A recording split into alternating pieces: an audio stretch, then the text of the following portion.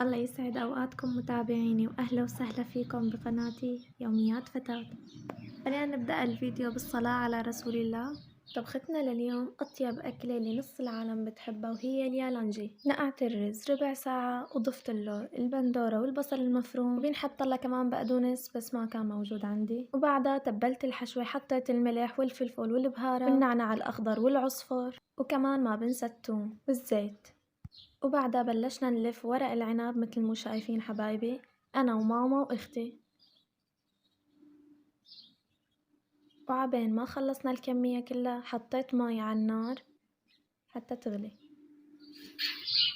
هون أختي عم تقلي يلا خلصينا، ما خلصتي تصوير تعي ساعدينا، مثل ما بتعرفي بتاكل وقت هالأكلة وقت باللف.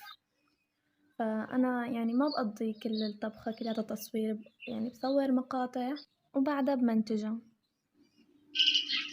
بعد ما خلصناهم لفيتهم بخيطان مثل مو شايفين وحطيتهم بالطنجرة وضفت لهم المي المغلية والملح ورشيت عليهم نعناع وكنت مقشرة توم كمان حطيت لهم توم وغطيتهم وبتقلهم وبتركهم يغلوا منيح لحتى يستووا، وقريب يستووا برشلهم حمض.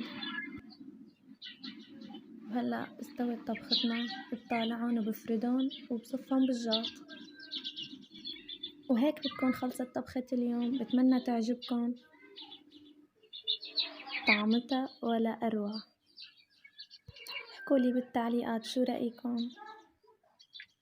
وما تنسوني من الدعم، بتمنى تشتركوا بقناتي وتحطوا لايك وتعليق حلو مثلكم، وبشوفكم بفيديو جديد بإذن الله.